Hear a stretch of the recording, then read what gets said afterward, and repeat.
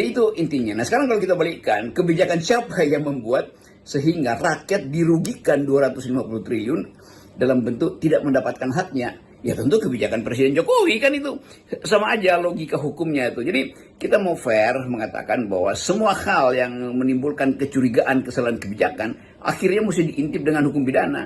Yang berlaku pada Tom Lembong, berlaku pada Ibu Karen, harus juga berlaku pada menteri-menteri yang lain di era Pak Jokowi. Bahkan harus berlaku pada Pak Jokowi. Itu yang kita sebut sebagai equality before the law. Ya, jadi bagaimana mau tetap tepat sasaran, mau efektif kalau kita ingat bagaimana cara Pak Jokowi membagi-bagikannya, kan asal aja. Pernah berdiri di depan istana, kemudian setiap kali kunjungan kerja selalu dibawa-bawa juga bansos, datang malam-malam, berusukan membawa bantuan itu biar dibilang seperti Umar bin Khattab gitu ya. Ya, masih ada yang menarik karena orang kemudian bertanya, kenapa Pak Luhut baru terangkan sekarang masalahnya itu. Semacam post factum questioning itu. Orang bertanya sesuatu yang sudah selesai tetapi masih ada masalah. Bukankah Pak Luhut mengerti dari awal potensi fraud, potensi inefficiencies, potensi mismanagement di dalam penyaluran bansos itu? Kenapa nggak dari dulu misalnya? Ini pertanyaan publik begitu. Tentu Pak Luhut mesti terangkan, tetapi sebelum Pak Luhut terangkan, kita mau coba mendahulukan semacam analisis bahwa Pak LBP akhirnya memilih untuk menerangkan itu karena tetap angka-angka itu ada di dalam ingatan publik.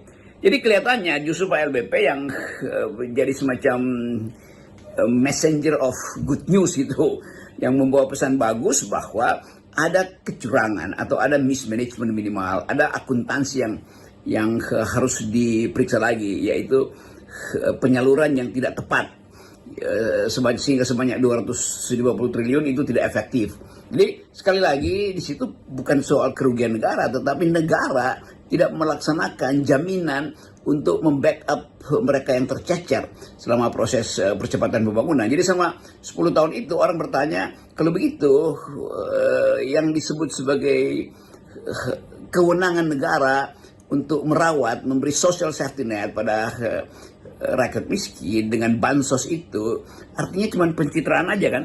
Apalagi kita ingat bansos itu dilempar-lempar oleh Presiden Jokowi dari mobilnya kan. Bahkan Jokowi sendiri yang berdiri di depan istana untuk menunggu rakyat lewat dan dia akan bagi-bagi bansos. Jadi dana pencitraan itu lebih banyak dengan efek orang memuliakan Jokowi, ya Jokowi 80% elektabilitasnya, sehingga Jokowi dengan basis itu berupaya untuk nambah masa jabatan diperpanjang atau bahkan periodenya ditambah 3 periode. Kan kita kita terangkan itu di dalam latar belakang euforia dari Jokowi karena berhasil menaikkan elektabilitasnya melalui proyek bansos. Ternyata menurut Pak LBP bansosnya itu cuma separuh yang efektif. Jadi tetap ada pertanyaan, separuhnya lagi tidak efektif. Kenapa? Kan itu kejujuran yang mesti diterangkan ulang oleh Pak Luhut lah minimal tuh. Karena akan ada pertanyaan, Pak Luhut mengetahui itu, kenapa dari awal tidak memberi semacam warning pada DPR untuk mengaudit atau pada BPK untuk memeriksa akuntansinya. Jadi sekali lagi ini soal yang akan masih ada beban pada Pak Luhut, dan sekarang posisi Pak Luhut adalah Ketua Dewan Ekonomi Nasional. Jadi mungkin akan ada keterangan baru atau harusnya ada keterangan baru tentang kemana 250 triliun itu tidak tersalurkan atau tersalurkan secara buruk, atau memang ada hal lain yang mungkin aja keterangan berikutnya yang belum disampaikan oleh Pak Luhut tentang 250 triliun, yaitu separuh dari 500 triliun yang adalah hak bansos masyarakat kecil yang tidak tiba pada mereka. Bantuan sosial yang selama ini dikucurkan untuk masyarakat RI dinilai belum memenuhi syarat. Hal ini diungkapkan oleh Ketua Dewan Ekonomi Nasional Luhut Binsar Panjaitan. Berdasarkan unggahan akun Instagram pribadinya, dia mengatakan dari total bansos 500 triliun yang dikucurkan dalam 5 tahun terakhir, yaitu masa kepemimpinan Presiden ke-7 Joko Widodo, hanya separuh yang benar-benar sampai ke tangan yang berhak. Pasalnya, banyak masyarakat yang tidak memenuhi syarat justru yang mendapatkan bansos. Pernyataan ini tentu menuai banyak kritikan dan termasuk pernyataan yang ambigu bisa ditafsirkan dengan pemilu yang dimana kemarin kita melihat bahwa bansosnya digelontorkan sedemikian rupa dan kalau dikatakan sampai ke tangan orang-orang yang tidak berhak, nah itu yang mungkin ada dalam pemikiran Luhut bin Sarpanjaitan. Kemungkinan loh ya. Data ganda penerima yang tidak memenuhi syarat hingga mereka yang bahkan tidak memiliki NIK menjadi kendala utama dalam membagikan bantuan sosial tapi tetap dibagikan.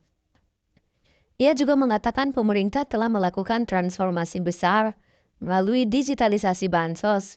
Caranya yakni dengan membangun data terpadu Sosial dan Ekonomi Nasional DTSEN yang mengintegrasikan 3 pangkalan data utama DTKS, Rensosek, dan P3KE. Konsolidasi ini akan diuji silang dengan basis data penduduk kependudukan SIAK milik Kemendagri agar lebih akurat dan Badan Pusat Statistik untuk finalisasi integrasi data. Upaya ini tidak berhenti di sana.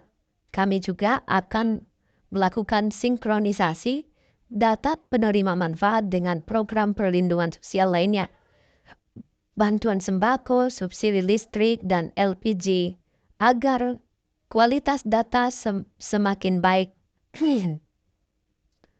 Luhut mengatakan semua ini adalah bagian dari GovTik, sebuah ekosistem digital pemerintah yang diminta oleh Presiden Prabowo Subianto agar rampung dalam 17 Agustus 2025 ini.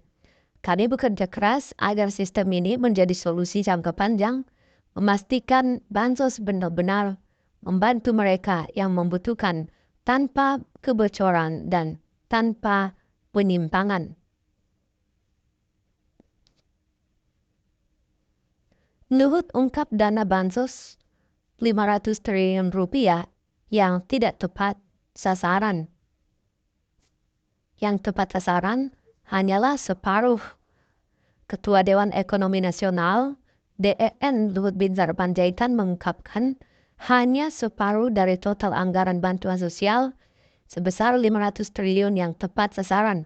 Hal ini menjadi salah satu tantangan dalam efektivitas program perlindungan sosial. Selama 5 tahun, kita sudah menggelontorkan dana untuk bantuan sosial sebanyak 500 triliun rupiah. Suatu angka yang fantastis. Setengah dari anggaran itu tidak jelas apakah itu tepat pada sasaran penerima bantuan sosial. Luhut menilai ketidaktepatan sasaran tersebut disebabkan oleh banyak hal, seperti data penerima yang ganda, penerima yang tidak memenuhi syarat, hingga masyarakat yang tidak mempunyai nomor induk kependudukan. Untuk itu, Luhut bertemu dengan PLT Kepala BPS Amalia Idigar untuk membenahi dan memperbaiki penyaluran bansos untuk masyarakat Indonesia. Dalam pertemuan tersebut, Luhut menyampaikan pemerintah tengah melakukan transformasi besar melalui digitalisasi bansos dan memastikan bahwa setiap bantuan sosial benar-benar tepat sasaran, tepat jumlah, dan tepat manfaat.